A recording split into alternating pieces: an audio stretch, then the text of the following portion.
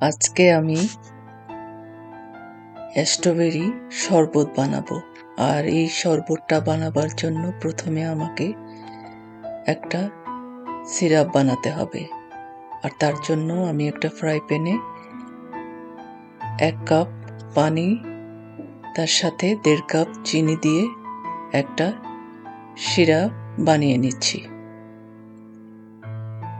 এরপর বড় একটা লেবুর রস এই সিরার সাথে দিয়ে দিচ্ছি।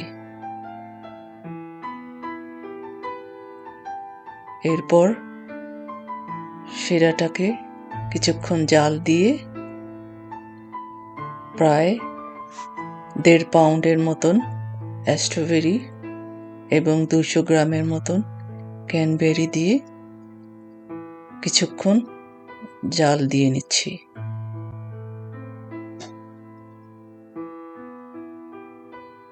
যখন ক্যানবেরি এবং স্ট্রবেরিটা সিদ্ধ হয়ে যাবে, একটু গলে যাবে, তখন কিছু শুকনো গোলাপের পাপড়ি উপরে ছিটিয়ে দেব।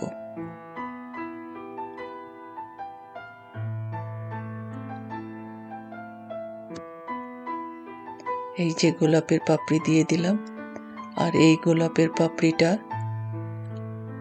সুন্দর একটা সুবাস দেবে।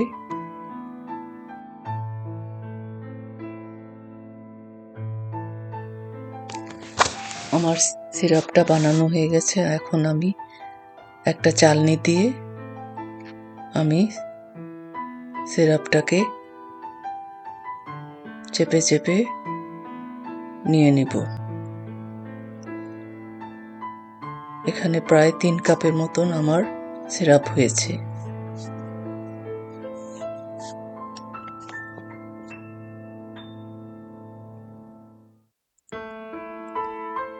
এখন আমি এই সিরাপটাকে আলাদা পাত্রে ঢেলে নেব।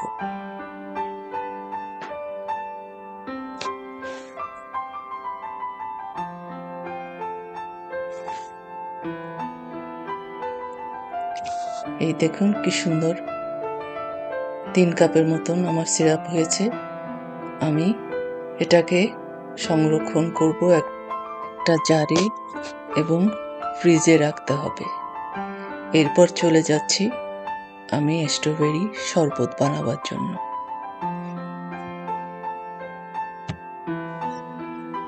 স্ট্রবেরি শরবত বানাবার জন্য একটা পাত্র নিয়েছি। এই পাত্রে প্রায় 1 কাপের মতন পানি দিলাম।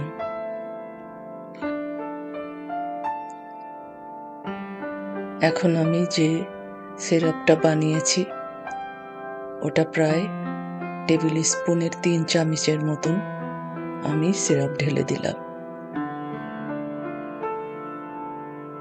এখন কিছুটা লেবুর রস দিয়ে দিলাম।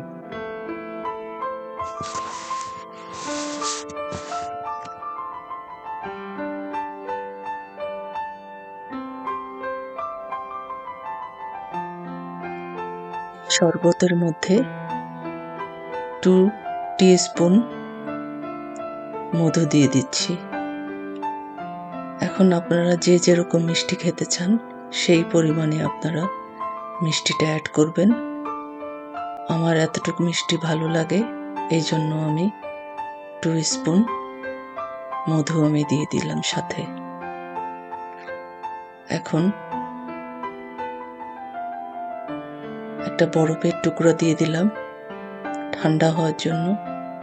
আপনারা যখন ইফতার করবেন, ইফতারের সময় যখন এই শরবতটা পান করবেন, আপনাদের খুব একটা প্রশান্তি, তৃপ্তি লাগবে এই শরবতটা পান করতে।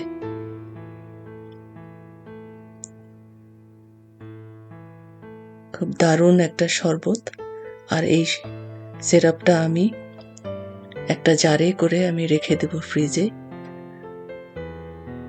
যতদিন আপনারা পারেন, 1 মাস, 1.5 মাস, 2 মাস আপনারা এটাকে সংরক্ষণ করতে পারেন।